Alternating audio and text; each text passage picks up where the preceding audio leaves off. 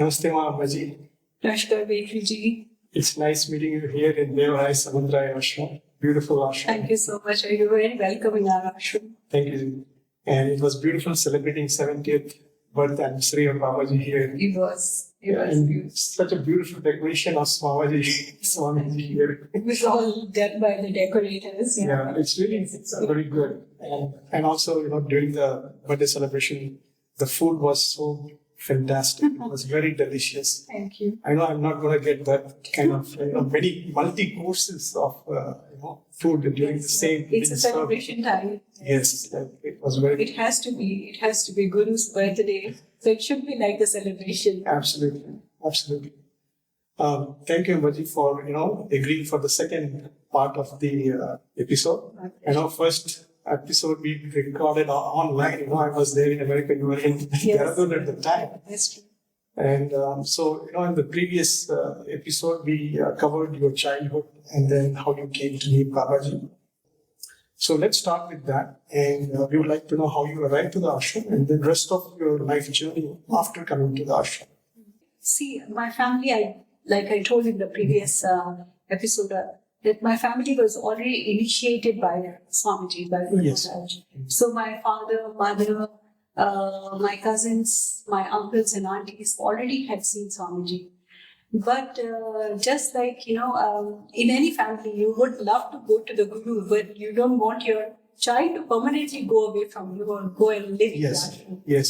Because it's an unknown place. Correct. And the biggest thing is the security of the child. Yes. So I was I was 22, 23 year old when I started contemplating to go and live in the ashram. And 35 years back, thinking like that for a woman was very challenging. Absolutely. Of course, the society doesn't expect you that being a single woman and go and live in the midst of all men. At the time, there was no other woman who was living in the ashram. Yes. So it was, of course, it was challenging. My family, my parents were not ready for that. They wanted me to get married and get settled in household life. But somewhere my mind was not at all prepared. I used to think that life is not meant for me. The householder's life is not meant for me.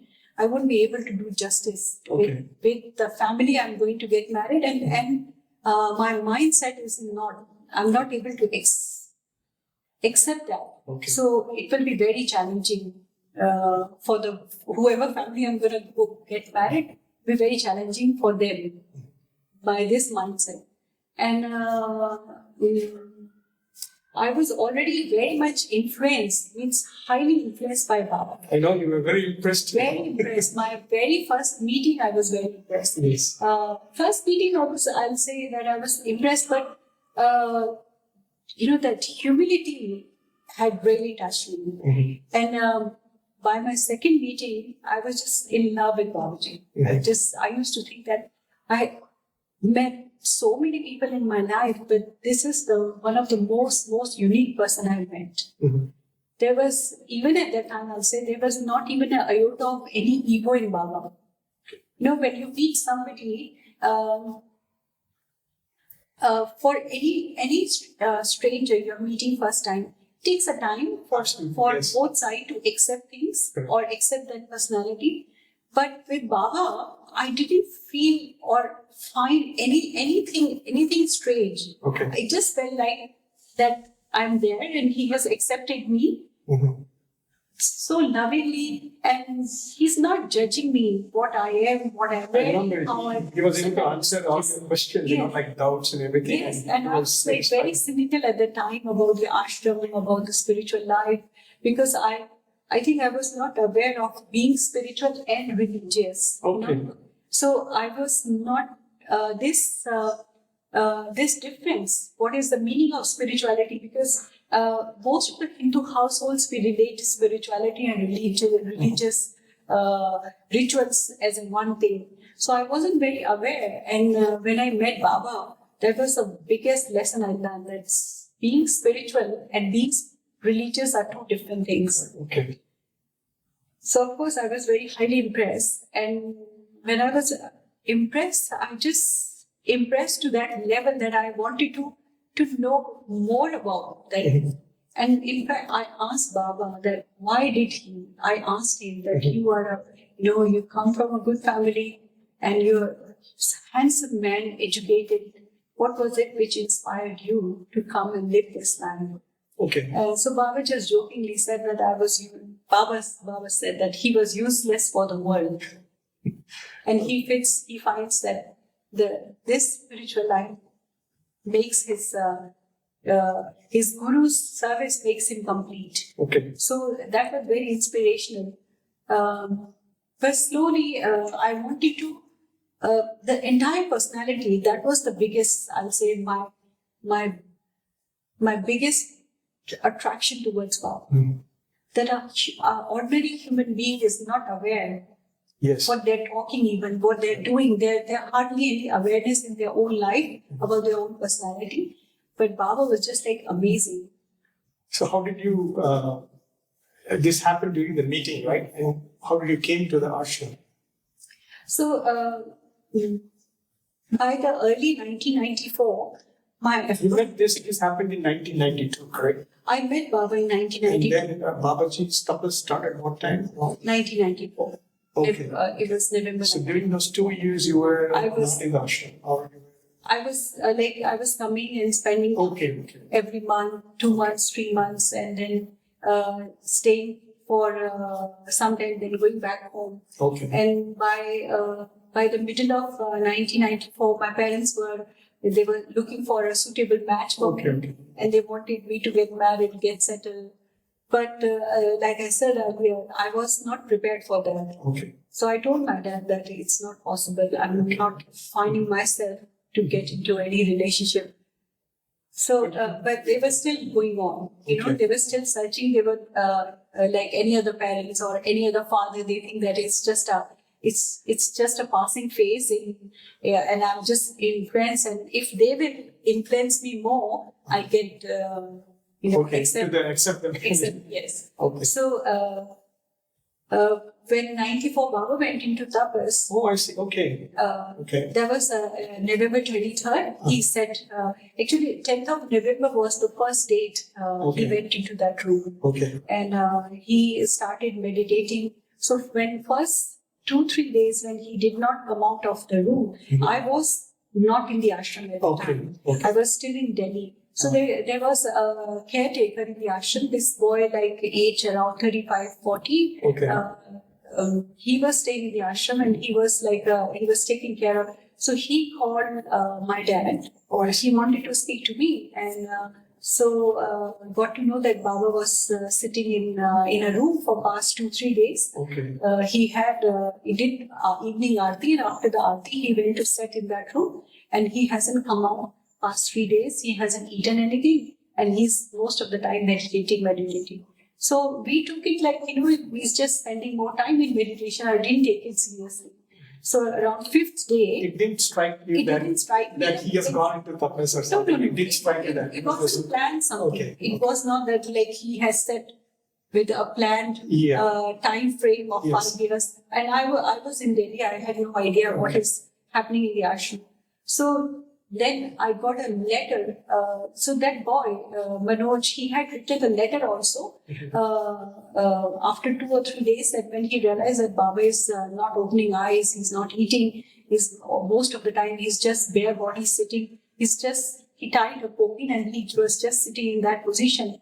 And winters were starting in Dehradun, and the Dehradun by the end of November start getting very cold. Yes. So by then, it's already 5-6 days happened. I got another call from him, and he said, everybody used to call Babaji at that time in the ashram Dikshitji. Okay. So Baba's family surname is Dikshit.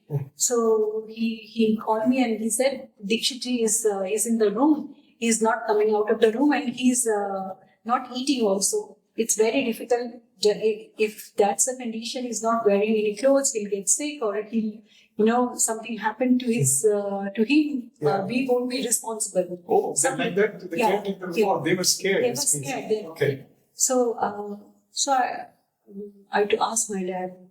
So I said, Papa, I want to go and see. I used to call Babaji Bhaiya at the time, and I still calls him Bhaiya sometimes. I say, I want to go and see what's happening in the ashram. Can I go? My father said, okay, go and but come back early. So around 10 days, by then the time, 10 days already happened. Okay. So it's around 22nd or 23rd of November, I went to Dehradun. And it was my first meeting, was very amazing with Baba because... I would like to know what was it? So, before he sat in that room for tapas, I had seen him like a monk wearing a dhoti and kurta and walking around in the ashram, taking care of the like a monk. Yes. And now he's sitting in a room in a loincloth, bare body. And I didn't have this courage to go into that room. Okay. Means I was not sure that is it appropriate for a woman Yes. to go in that room. Yes. And so I asked Manoj, how does he look like? And he said, oh, he's a tall, big sized man. What do you think? He's sitting in loincloth only. It's not right for you to go inside. Okay. I said, then I won't go. Then it's better you go and just I do the pranams from outside and I won't go in that room. So that evening I didn't go. 23rd evening, Or you got scared. It is understandable so actually. It's and very I was scared and shy also to Yeah, go absolutely. into But he was being respectful actually. Yes, He was yeah. yeah. Yeah, so I didn't go in that room and I just from outside I did the pranams and I said, please convey when you go in the evening to... That was so humble and nice of him. No, I didn't have, I was just sitting outside the room onto the terrace and I said, Manoj, just say my pranams to Bhaiya. It says a lot about you. It's that you're such a wonderful person. No. Yeah, absolutely. So next evening, Manoj came back after like half an hour later and he said, Dikshit ji has asked you to come inside. If you like to come inside, you can go inside. Oh, okay. And I said, okay, I'll go inside. But again, I didn't have the courage to look at Babaji. So just sitting there quietly, keeping my eyes down, and I was, I wasn't sure Okay. that what is the right conduct towards Babaji from my side, how I should address him, what is the right protocol. Now he is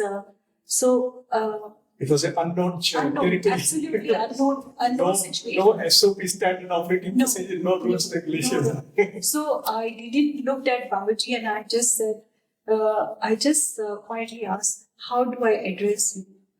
Okay. So Baba said, the way you used to address me, I'm still the same person.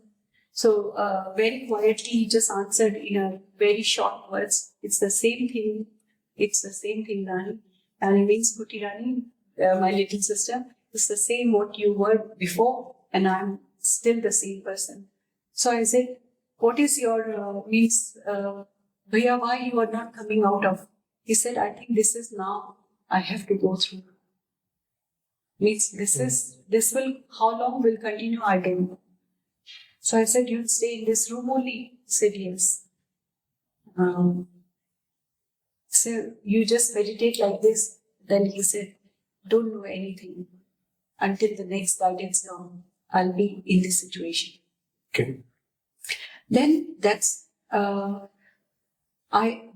asked, can I get anything for you, cook or take care of you?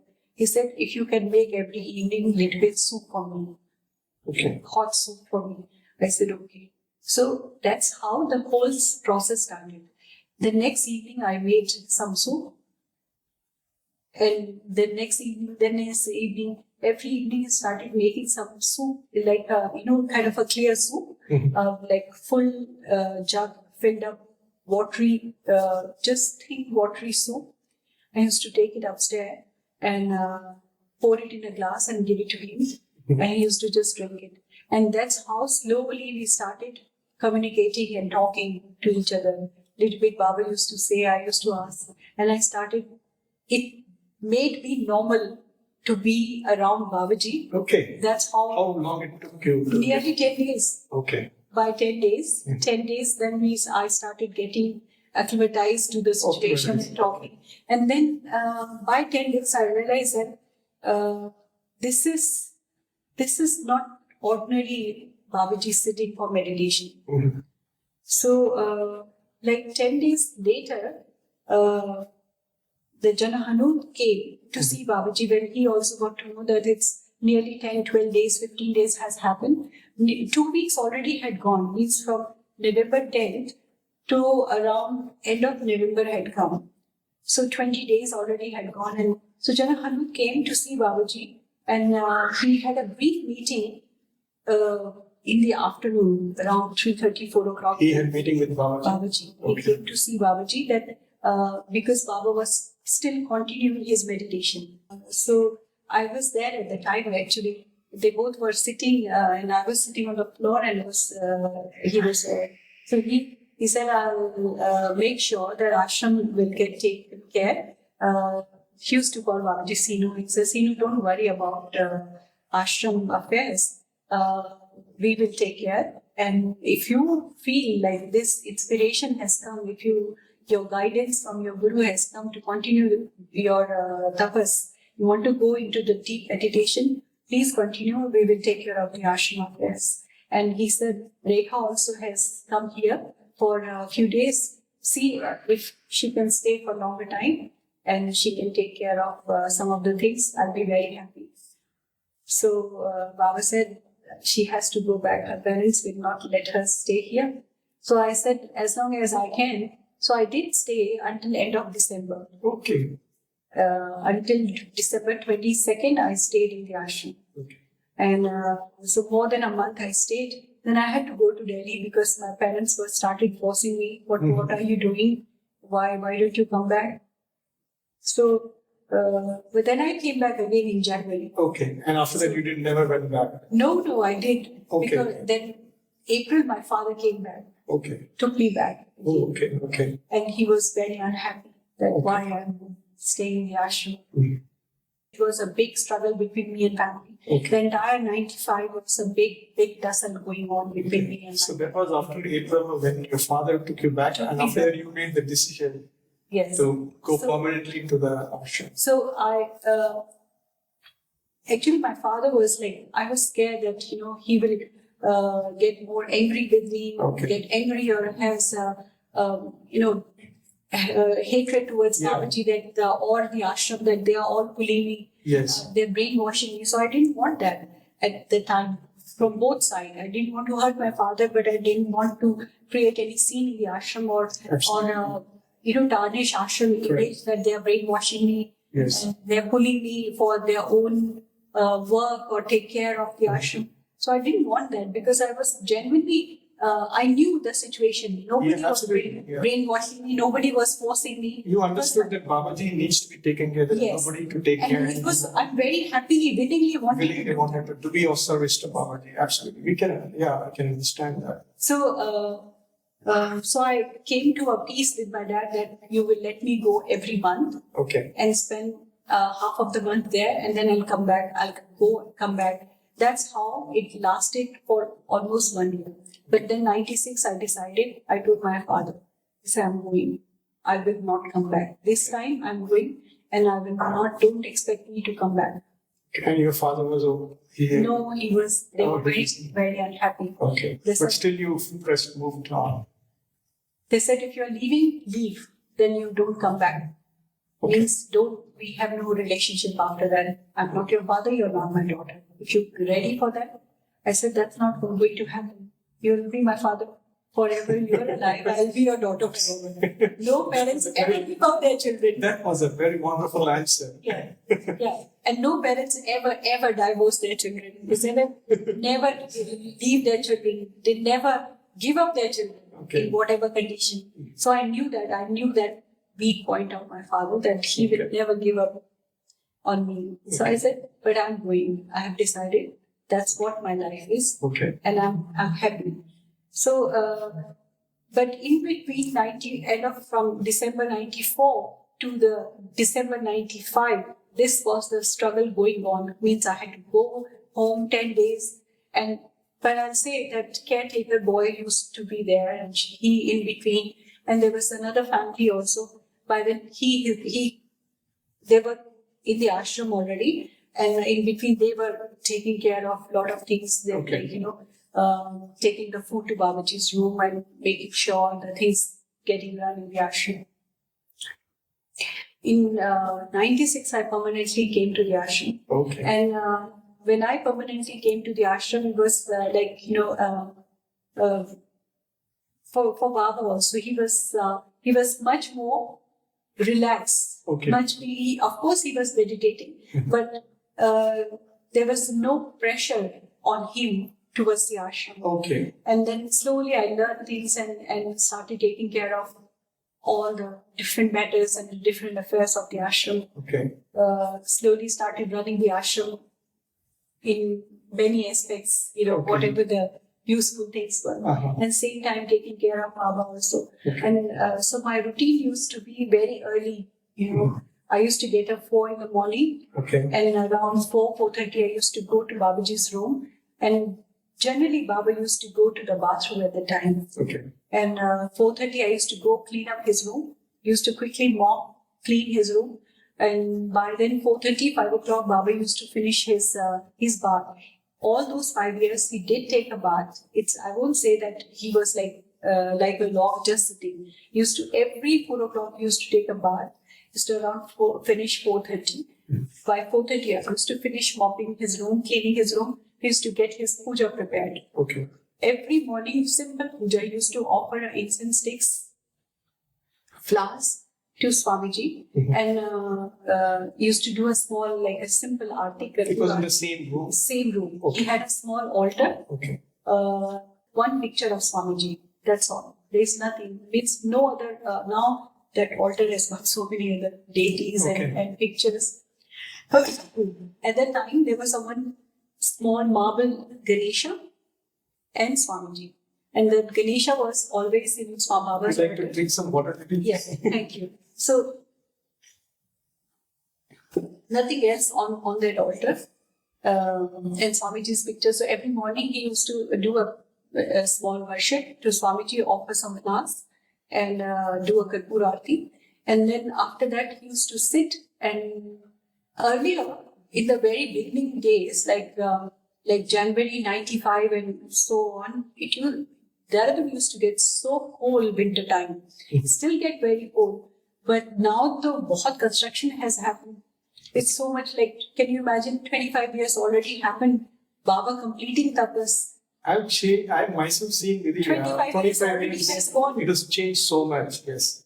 So imagine like 25 years, 30 years back, how Dehradun was. Yes. It used to get so cold, and the entire ashram is a marble, made up of white marble. Mm-hmm. So it used to feel like an ice box. Yes. I think 30 years back. Yes, Dehradun only, and I know it is very cold. Very cold. And a lot of changes are happening. Lot of changes. So and there was no running water heaters or no heaters no heating system in the ashram. Nothing. Whatever we could. And it used to be so funny. 4 o'clock in the morning when I used to go to Baba's room to clean up, wearing all those jumpers, I used to feel like Baba's room is so hot. Okay. So hot. I don't know what energy was there. It used to feel so warm and so hot. I think is that meditation. Energy. The energy he's just so much of energy he was like conserving and was. It used to feel like so cozy and warm. Used to take off all my sweaters and everything. Used to get the things done. Mm-hmm. And then Baba used to finish his puja. By then I used to make a cup of hot milk for Baba with a little bit Horlicks powder. That's all. He used to have that Horlicks powder. Then 10 minutes within the room only, used to make a few rounds up and down. Used to just walk 10 minutes so he can digest.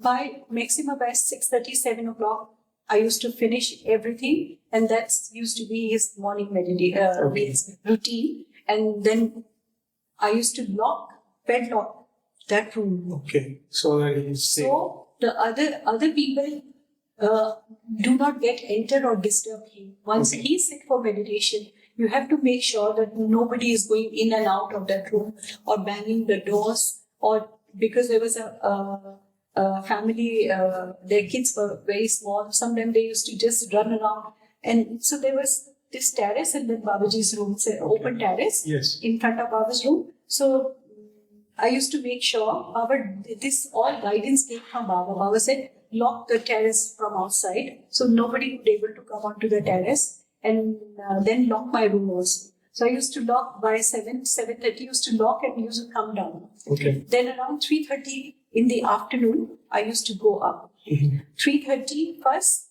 95, Baba barely ate anything. Okay. 95, only in the afternoon, 3:30, I used to take a buttermilk, a glass of buttermilk. That's all he survived.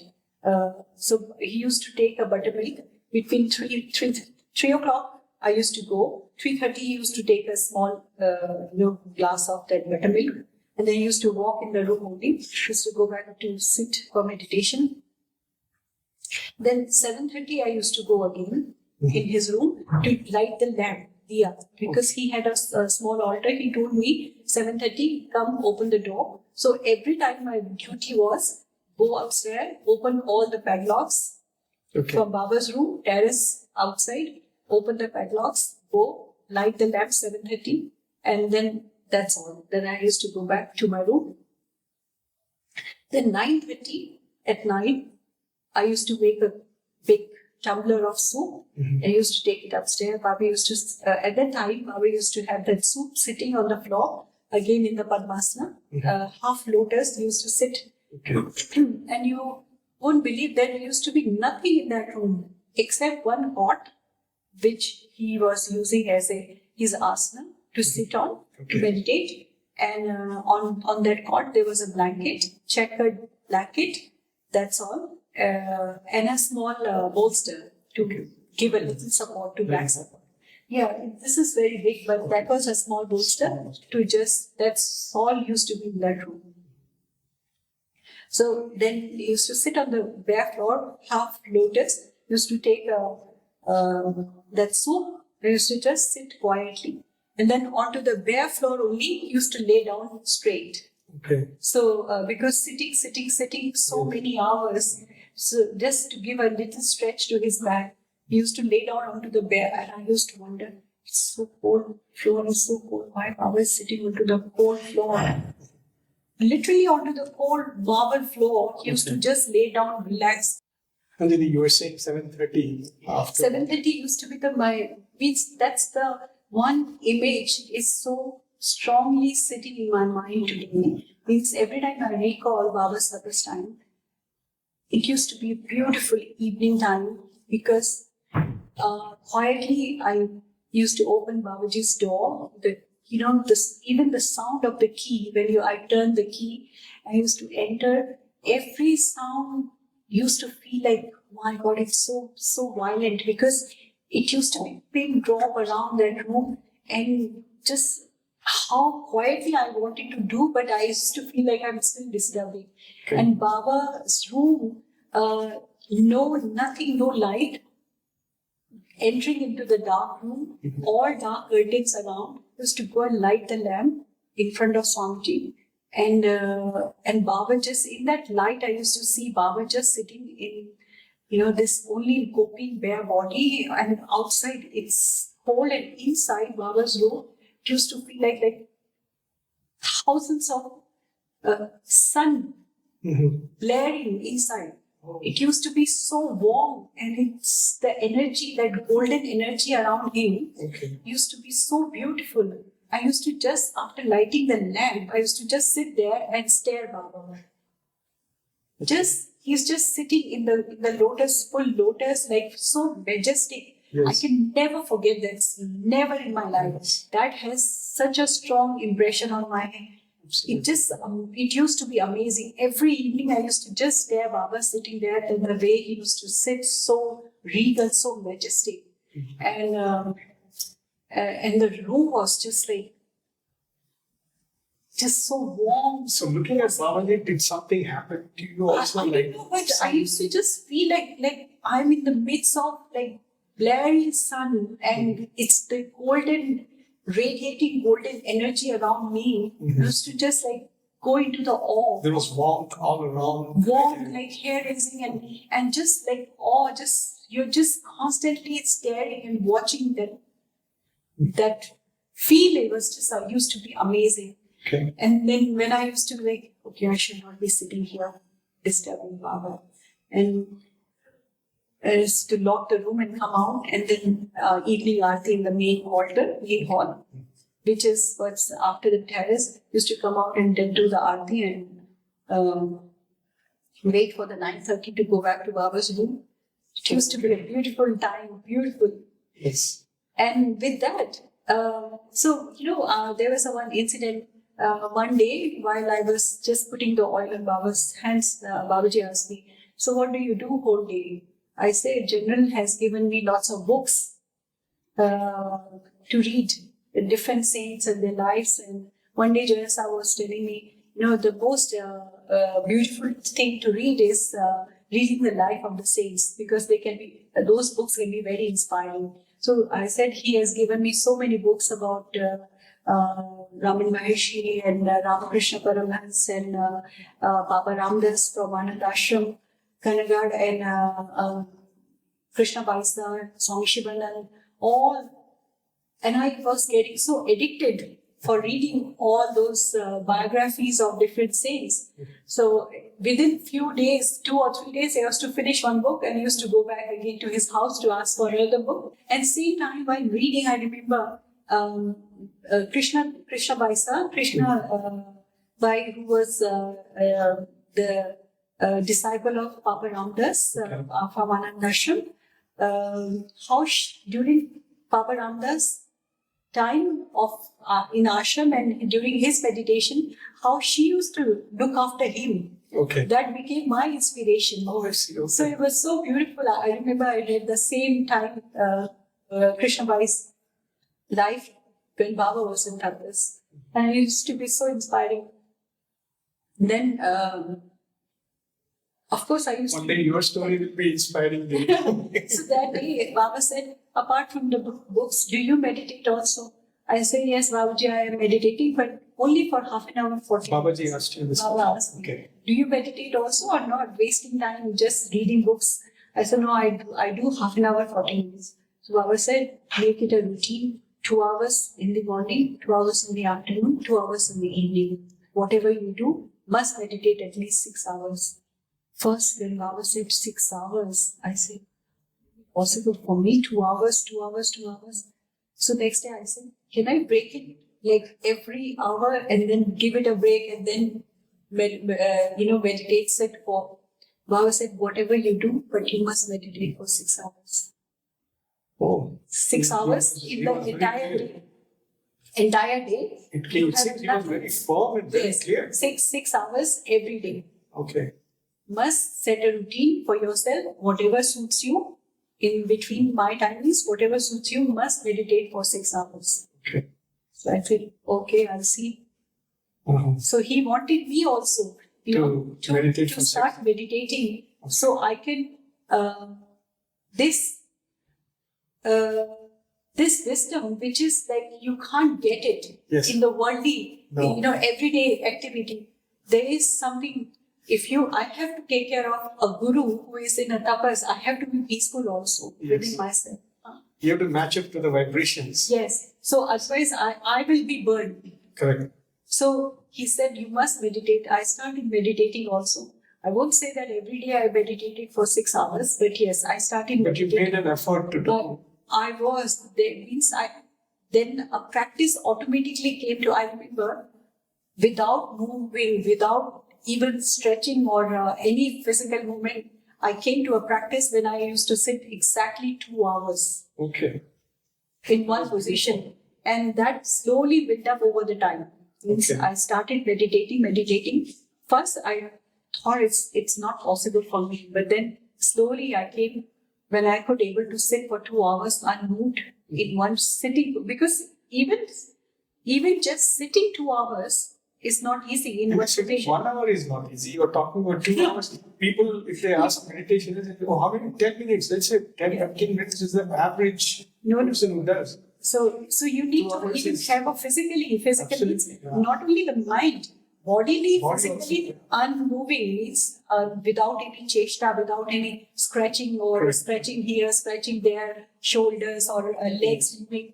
So So even you were like a stone. You became like a stone still. I for call 2 that hours. practice, that practice of sitting unmoved for Unmoved. 2 hours. That's- That slowly built up over the time. And I realized that what Baba was saying, it's not only one day. You have to practice, and then it comes. When you physically start sitting in one position, and then slowly, gradually, mind also start coming under your control. Correct. So he wanted to give that practice to me. While he himself was meditating, it was my testing time Just also. thank you for sharing this so beautiful information about this beautiful practice. I mean, in general, people, like Swamiji also says, 1 hour of meditation. Even that also is very difficult to manage. And you saying 6 hours in a day, that's like, When people say they meditate, they sit and try to meditate. correct. It's not meditation is not like you have set a 1 hour alarm clock and in within 1 hour you set keeping your eyes closed. That's just a trying. You're Right. trying to meditate. Mhm. Then slowly, that over the time, the practice comes when the body, your mind, your body, your eyesight, your breath, everything comes. In Sanskrit, we say it becomes suksham. Suksham means when it starts becoming subtle. Okay. That everything comes to an alignment and it becomes subtle, and then a time comes when your mind is getting slowly coming to that stillness. Okay. When the flickering of the mind, constant flickering of the mind comes to some stage where it's not flickering as much. Yes. So it's not easy. You need a practice to come to that point. To that point. And Baba wanted me to use that time just wasting every day sleeping or reading or spending time in the ashram. He wanted to set a routine for me also, so I can also get groomed over the time. Okay. That's wonderful. Thank you for sharing that. Thank you for sharing the beautiful information. When Baba said to me to meditate more and more, I never thought I would be able to sit for 2.5 hours, one stretch, unmoved. But it built up and I started meditating also more and more. And then a time came when I used to feel like I wish I can also sit like Babaji.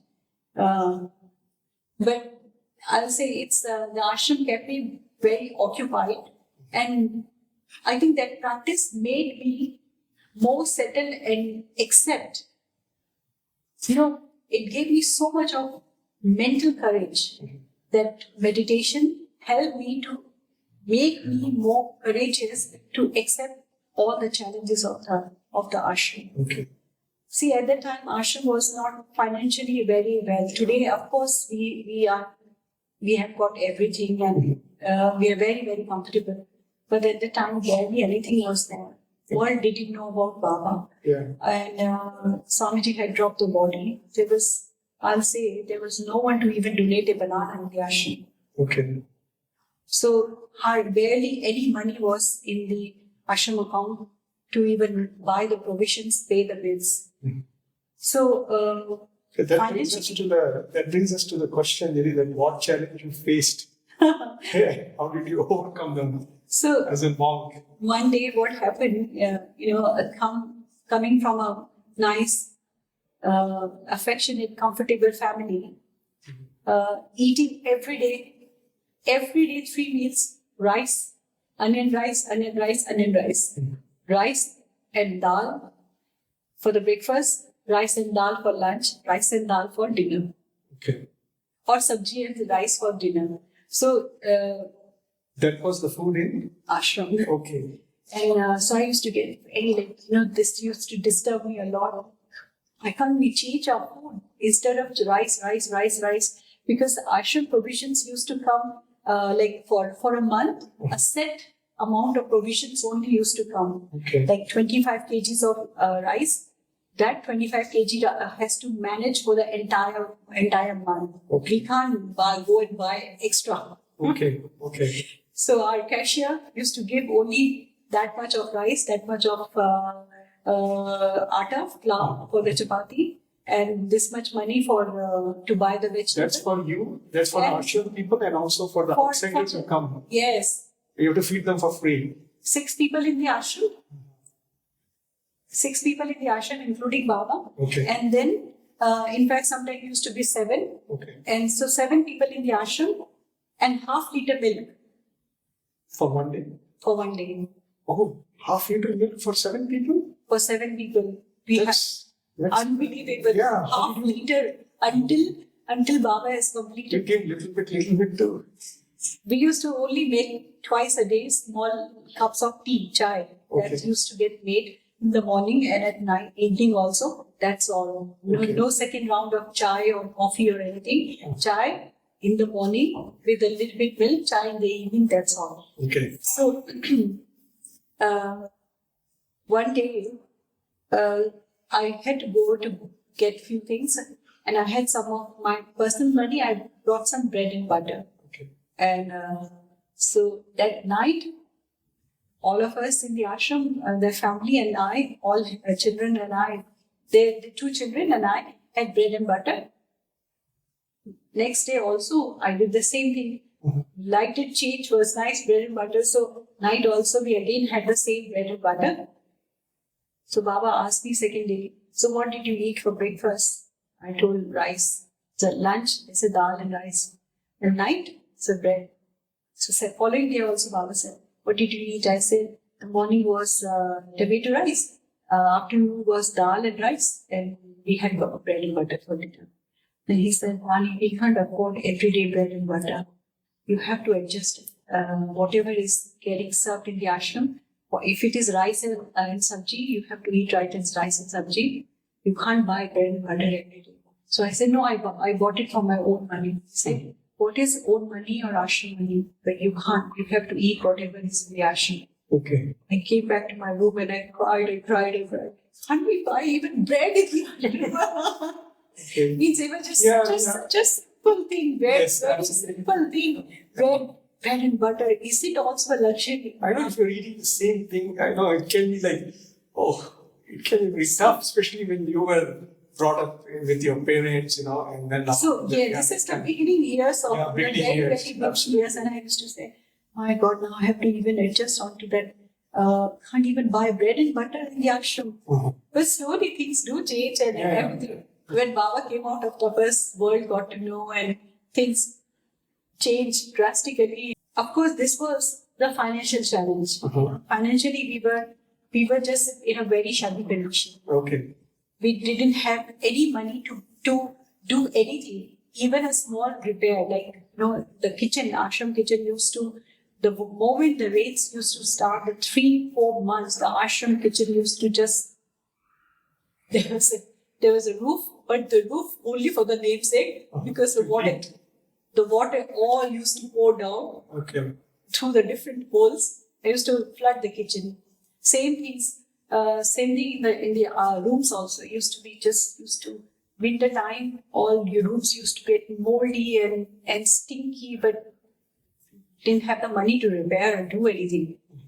Whatever you can clean up yourself, you can do. Otherwise, there was no money to get them repair or whitewash or cleaned up professionally. So whatever we ourselves could do it.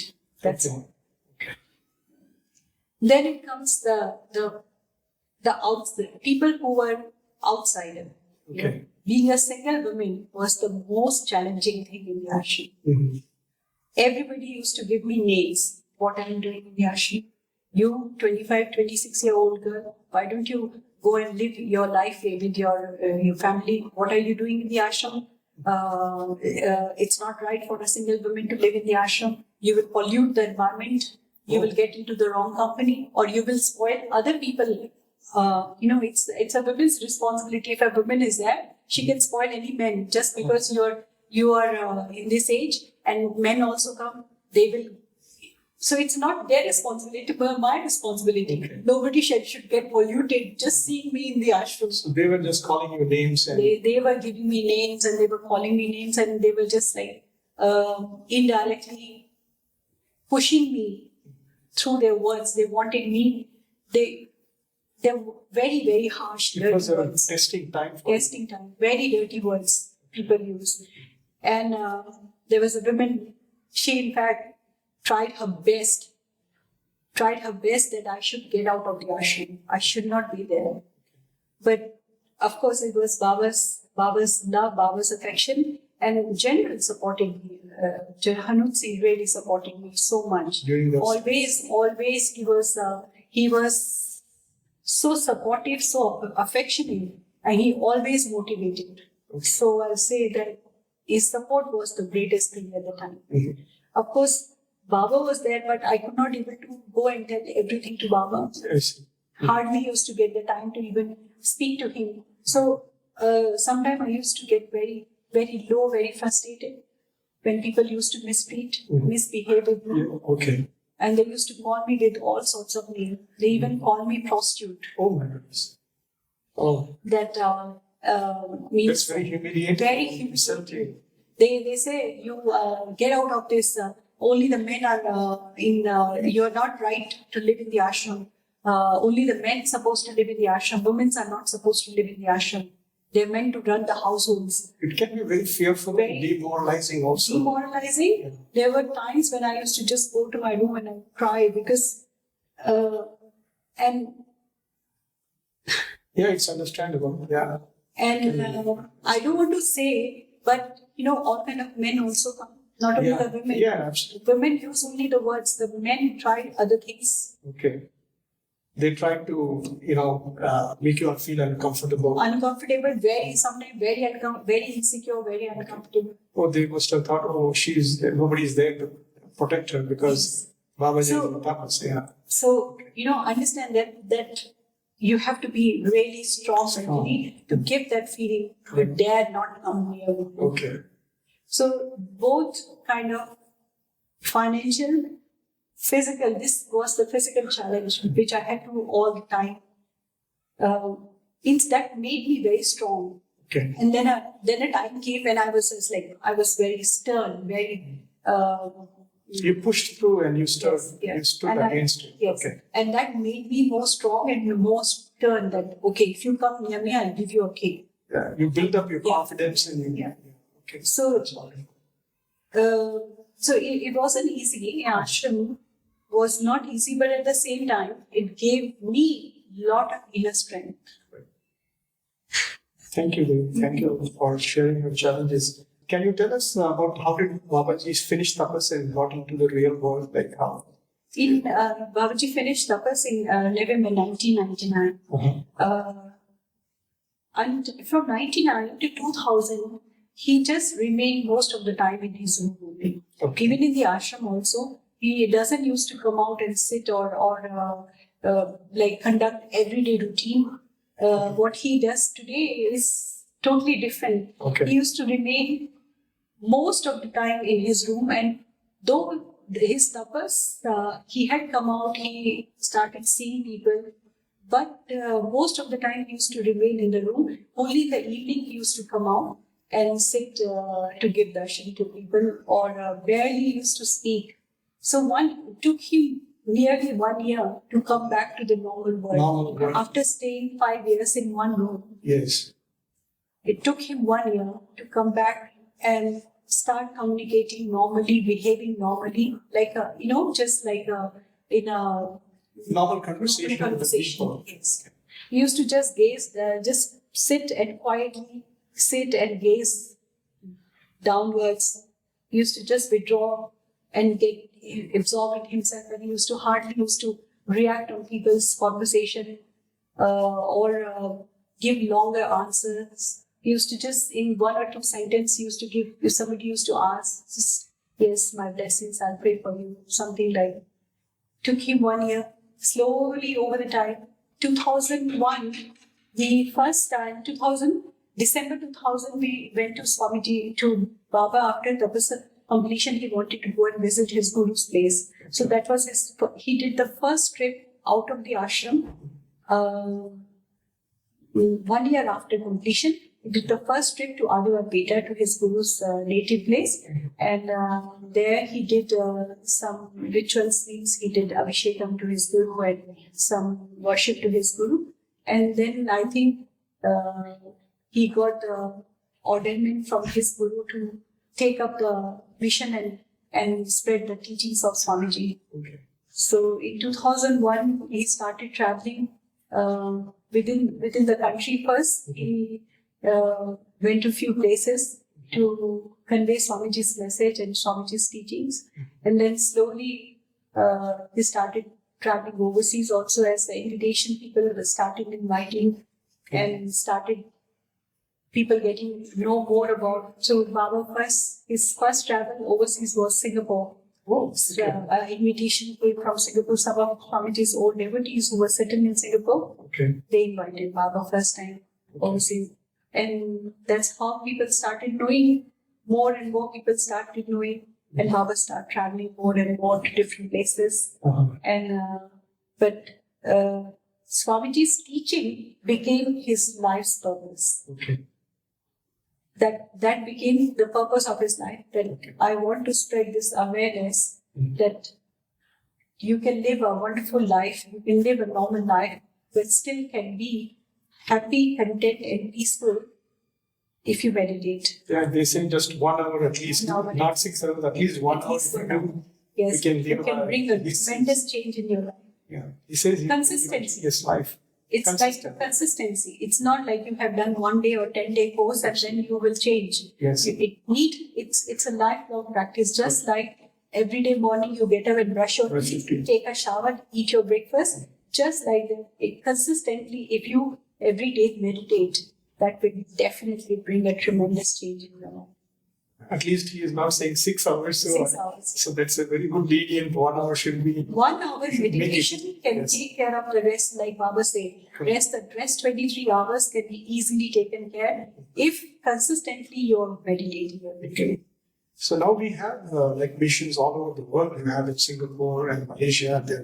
This time we saw for this birthday celebration a huge group of near about 70 to 100 people. They came.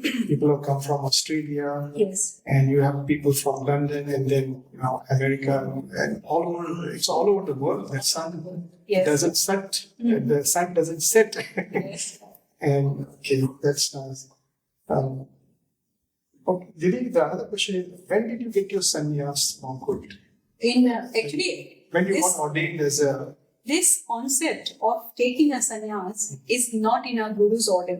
okay, Swamiji got initiated directly from Lord Shiva, yes, as a Jagam Devaras. yeah, And as a 14-year-old boy, first when you already know that what the experience Swamiji had. Yes. In the field, he was just playing with his friends and Right. opening one of the palmera fruit. He saw the lingam fruit converting into the lingam, and then the Jangama sage appearing. yes, So Swamiji was wearing a normal shorts. The boys wear normal shorts and shirt. He was wearing, and I'll put a link because not many of the viewers may know about this story, but I'll just put a link in this video so that Yeah. the story of Swamiji Shivabala Yogi, so people will Connect. go back to it and they will learn about this story. Yeah. So Please go ahead. Swamiji went into he lost consciousness when Jangam Devra touched in between his eyebrows. He left the consciousness and he just sat in the field where he was playing. Because just 14-year-old ordinary boy didn't have any awareness that what is meditation and what is gonna happen and what is this phenomena of this sudden this cosmic power has taken over him and he has gone into this deeper meditation. So he had no idea. He was wearing a normal shorts and shirt. He went in the field, he just lost his consciousness and set into the meditation. But when he got out of that first initial, that samadhi, when he got out, he just took a towel, tore it into 2 pieces, tied it as a kopi, and just sat Became a him monk. to become a monk. Okay. Nobody initiated him. Nobody told him or did a ceremony of the monkhood to him. He just went automatically. Okay. Same thing. And you can see the pictures of Swamiji just dying of opium and sitting. Same thing happened to Baba. When Baba was with Swamiji, when Baba always said in 1976-77, Swamiji with all the devotees went to Rishikesh and took a little bit water in his hand from the Ganges. They were taking a bath in the Ganges and he sprinkled on Baba's head and patted on like this. And he said, from today you're a monk, Okay. but live a life of a monk. Don't claim that you're a monk to anyone. Neither Swamiji gave a special color of robes or a special color of clothes to Babaji. Whatever clothes Babaji was wearing, he remained in that. Then over the time, slowly Baba changed his clothes, means only wearing white, because he used to wear a long white kurta and a veshti, white dhoti. That's all he used to wear. And earlier Baba used to have a longer hairs. So, Baba used to have a straight long hair. Used to look very handsome wearing those tall, thin personality with long hairs. So Swamiji one day said, you go and shave your head because the girls get attracted to you. Okay. And you're a monk living in the ashram. Go and shave your head. So that day Baba shaved his head. Took a razor and shaved his head. And then he remained like that until he went into tapas. Okay.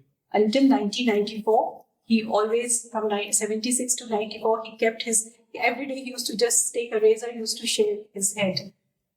So did something like that happen in your life? So simple, it's not like a big ritual, big ceremony, and you have to declare to the world that you are a monk. I came to the ashram, and until 2010, I used to wear normal clothes, and I still wear normal clothes. Yes, okay. I don't claim myself that I'm a so-called huge personality and a larger than everyone, and I'm living a. It's so nice to see you're so relatable. Yeah, you have to. I'm living in the same world like you all. Yes. Only thing is that I have adopted an ashram life. I'm not married. I don't have a family, means my own biological family where I have to cater and take care of. You have a huge family, all over the world now. I have a friends and family all over the world. Yes. Sir, Vasudev Kutumbakam, everybody is mine. Correct. You all are my family. Yes. So I'll say I'm a bigger householder. Yes, you are. But just to follow the Maryada, the protocol of the ashram, I started wearing first white. So I used to wear for many years only white. Then in 2010, there was an incident happened.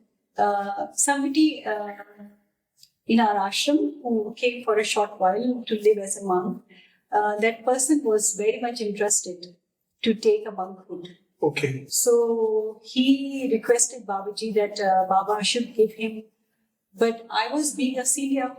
Okay. So he didn't want to belittle me. He said, why don't you also take? You came to the ashram much before me, and you deserve also sannyas. So I said, but it doesn't matter.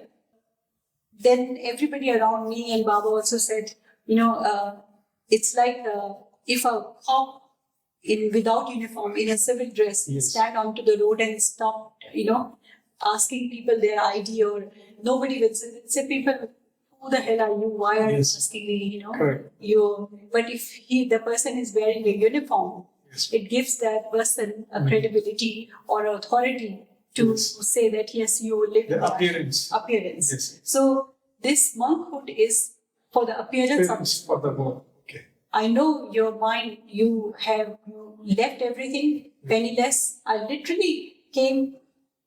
The set of clothes I was wearing, with that I came to the ashram without anything, not even one single penny in my hand. Okay. I came like that. So Baba said, I know that. That's very courageous of you. Very courageous, yeah. I see. I don't know from where I got that courage that I walked from my home absolutely penniless. I came literally begging from people to come and drop me to the ashram. Oh, okay. So that's a different. For the right to the ashram. Yes, for the right to the ashram. I asked my friend to come and drop me to the ashram. I have no money to pay to the bus fare. Okay.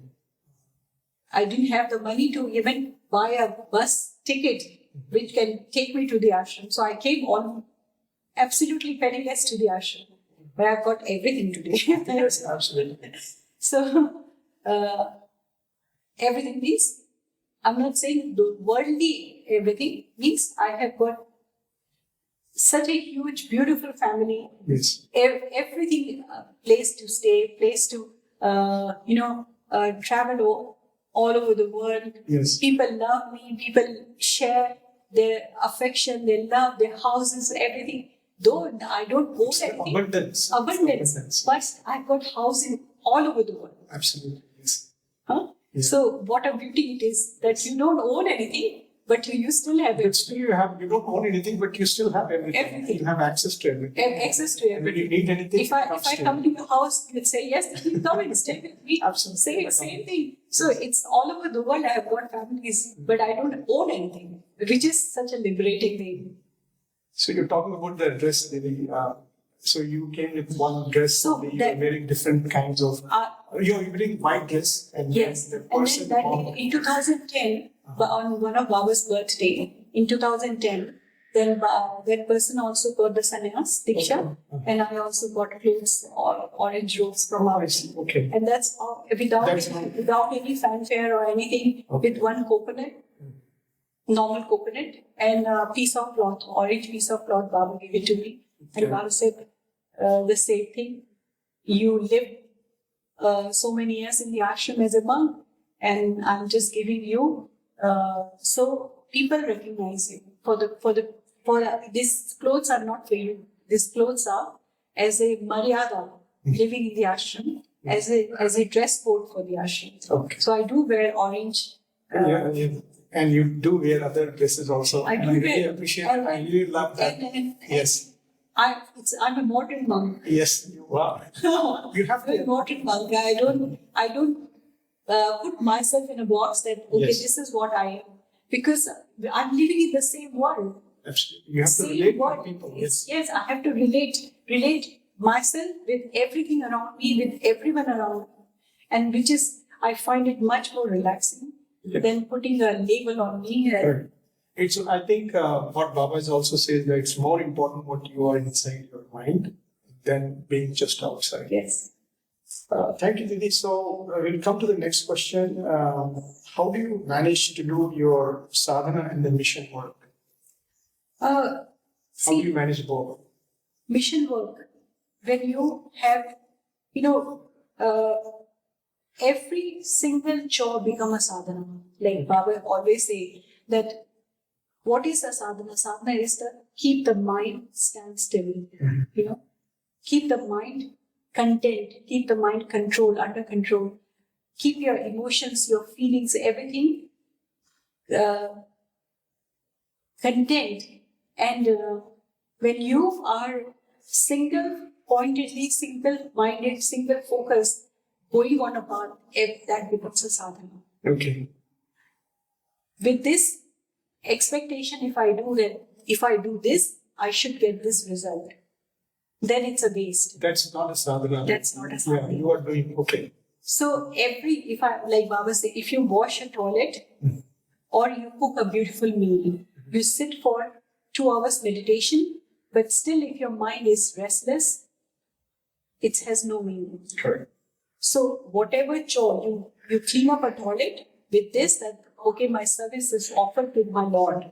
Or you cook a beautiful meal with this single pointed mind that let my this cook prasad, I'm not taking the credit of this cooking good or cooking bad. It's going to my master. So my efforts, you put your best efforts and do not expect the results according to your choices. Mhm. Okay. That becomes a sadhana. That acceptance in your life is your sadhana. And over the time, yes, whenever I get the time, I do meditate, I sit. But today I'm very happy, very content, very happy. It Your means mind that is settled. mind there's is contentment. settled, mind It is doesn't settled, go into content. And there is no expectations. This should happen and this should not happen. Okay. It's such a means I can't even explain in my words like how content and internally peaceful I am. It doesn't matter. It doesn't bother me because I know that in this cosmos, in this universe, everything is going in its own order. Order, correct. And how much I want to change, things will not change. And how much I want to get the things happen according to my wishes, it's not going to happen. Everything is already set right. I just have to be peaceful and accept the things the way they come. And when that is the biggest content today. Acceptance, Baba talks about acceptance. That's the biggest sadhana. Yeah, all our life goes into striving things which we think are correct. correct. A lot of times we have expectations and we want things to go a certain way. If it doesn't go, then we get restless. And that restless. So that's not there. Okay. Acceptance and I'm eternally happy and peaceful. Very happy, very content. Okay. Thank you, Lily. Thank you for sharing about that. So now I have another question. So what have you achieved, Lily, so far? What do you think? I mean, what have you achieved so far in life? When you have accepted, there is nothing to achieve. Nothing. You keep set a goal in the worldly life to achieve. Okay. Today I don't have to achieve anything. Okay. Achieve in the sense, if I say, okay, I haven't achieved the Nirvikalpa Samadhi, there is no desire for that. Okay. Anything or Samadhi, Savikalpa Samadhi, Nirvikalpa Samadhi, nothing. When the time will come, that will also come to me. Okay. God will grace. It's such a beautiful grace of my two masters, Shiv Bal Yogi. You see, yeah. Two beautiful grace. Why I I know in previous episode we showed that you were a small baby in Swamiji's hand. You had the influence of two beautiful. So what else you need? Just So that brings us. So what lessons you have learned Lily, so far? I mean, what lessons have you feel that you have learned? Biggest lesson I learned is let the things come the way they are coming. Do not try to change and do not expect too much from others. Okay. That expectation in the world is the cause of misery. When you expect too much things from others, that is the biggest cause of misery, unhappiness. Mm-hmm. Accept everyone around you the way they are and be happy. And if I can do whatever is my efforts to bring a change, do a change, I can do. Otherwise, don't expect the world to change according to your likings. Conflict is in ourselves all the time. We are all the time live in conflict. Correct. So that happiness, that peace, which is we get lost in that conflict. That is not. It's whatever is happening. Accept it. It's good. It's bad. It's right. It's wrong. Get away from all of that judgment. Thank you, Lily. Thank you very much. So where do you see yourself now? I see happily settled and happy and content. The life, whatever I'm living, I'm happy and content. You are at peace with where you are. Yes, very happy. Neither I want to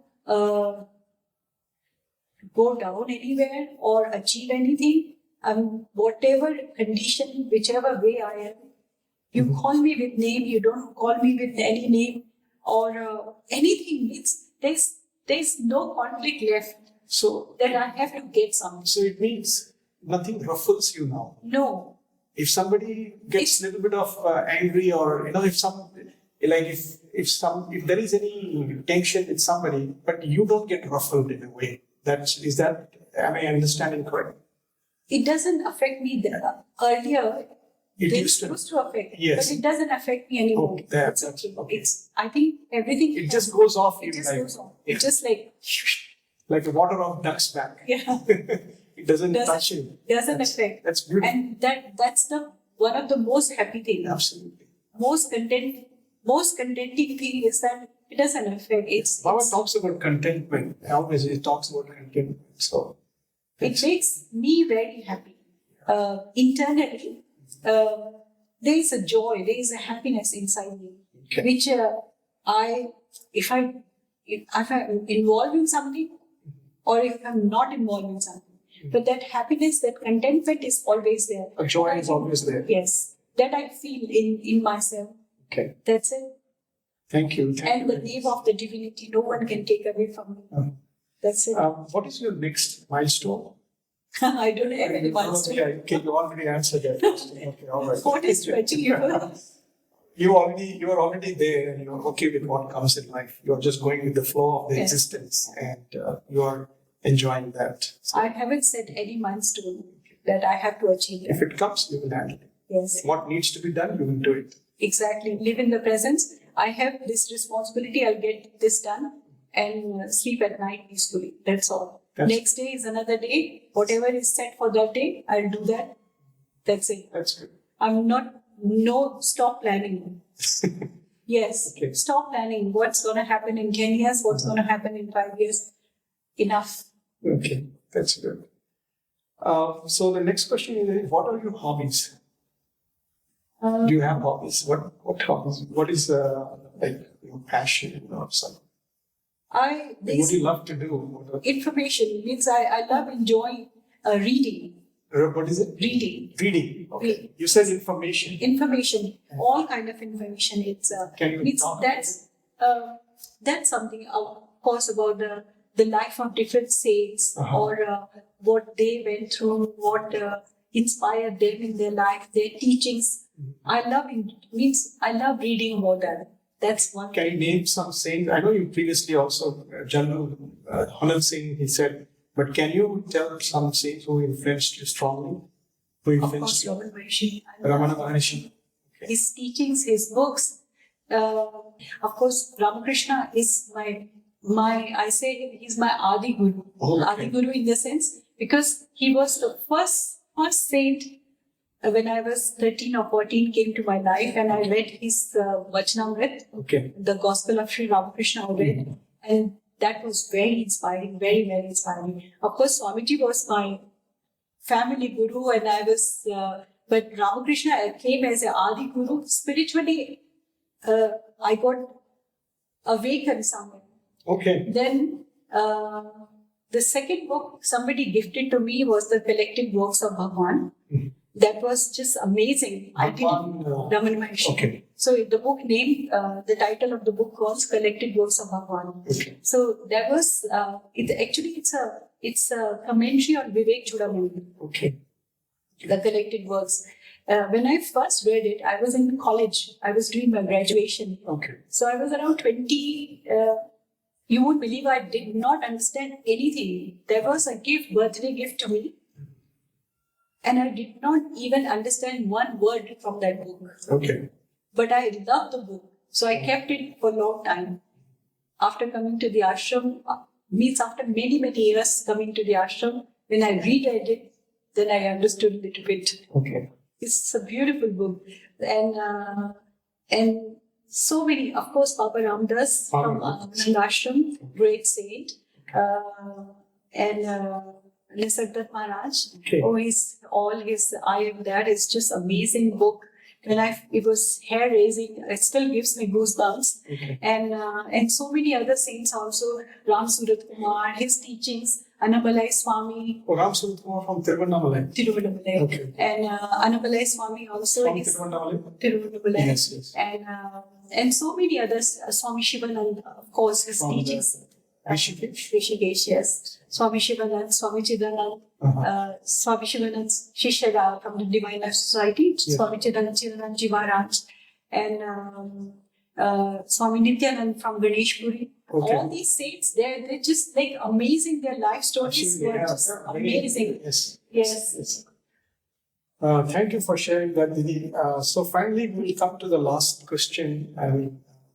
So what is your advice to other seekers and other devotees who are living in the world, and so that they can also progress on their spiritual life and also, balance their body life?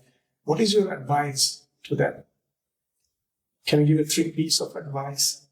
Or just give advice, yeah. Wonderful. 3 pieces of advice. First, like Mama always say that meditate. Take out at least 1 hour for yourself. Uh-huh. Okay. That is, and be consistent. Mhm. Whatever practice you do, Okay. be consistent with that. Mhm. If you do 10 days and then forget it for the rest of your life, it's not bring nothing. But do It's, it every day. no exercise can bring any change in Absolutely. your life Yes. unless you're consistent. Correct. The third is be genuine to yourself. Okay. Be genuine means whatever you adopt, once you have taken a decision, do not regret it. Correct. Go on. Go on. Even a bad decision will turn into a good decision over time. If you are committed. Thank you, Devi. And that life, everybody, when I joined the ashram, Mhm. everybody thought I'm an idiot. I remember one of my friends, she was out of compassion said to me one day, she said, it's such an uncertain path you have taken. Who knows that you're choosing a right ashram, right people. You'll be walking on the streets with a begging bowl. And I said, I don't know. I don't know. The person I know is the best person in the world. It's right or wrong. I have no idea. But I have made up my mind. I'm going to the ashram. I'm going to adopt this life. Today, I don't regret whatever decisions I have taken. I feel like I'm the most fortunate person. Yes, you are inspiring to so many people, Didi, and you stand, your presence, your image is so respectful, and you are making such an impact on people. You are serving the world mission. Like Babaji says, when you live for yourself, it is life. It's a life. And when you live for others, it's a mission. So you are living for others, so it's a mission. So what else? What's the biggest thing? Exactly. Yes. Absolutely. You achieved the biggest thing. Very fulfilling. So I say yes, it gives me a very big meaning, and I'm very happy with that. Thank you, Devi. So, the takeaway points is for the viewers who are in the world is that at least 1 hour of meditation they should incorporate in their daily life, and they should be consistent with it. Yes. And then they should be genuine to themselves, full of integrity. Yes. Be genuine, be authentic to yourself. You can fool the world. You can't. Yeah, you can't fool yourself. How can you cheat yourself? Absolutely. So being genuine, being authentic, and being full of integrity. Absolutely. Thank you, Didi, for sharing this pearls of wisdom. Thank you. I really appreciate this, and thank you, Ma Ambaji, for answering this, for the beautiful answers. Thank For you so sharing much, your brother, valuable because experience. it's you who have brought it out. Because all those 35 years stories and information and what I have got or what I have achieved, to many people, my life is just living with Babaji. But it's you who have made this effort to bring this all out. You are a shining gem, Didi. You are a shining gem. Thank you. You are the force. You are the energy. You are the millions of suns of glory and Thank you for and gratitude behind the Babas. The power. You are the power behind Babas. Everything what he's doing. So I feel very proud when Baba says she's the one who looked after me during my tapas. Absolutely. That's one thing. Yes, I do feel very proud. Yes, and I say God has given me this task, this opportunity, this fortune to be around Baba and to look after him. That was just amazing, and I feel so fortunate about that. thank you, Didi. You are already taking good care of Babaji, and that's a good thing. So with that, Didi, thank you very much for Thank you. taking your valuable time Thank and for sharing your experiences. Thank you so much.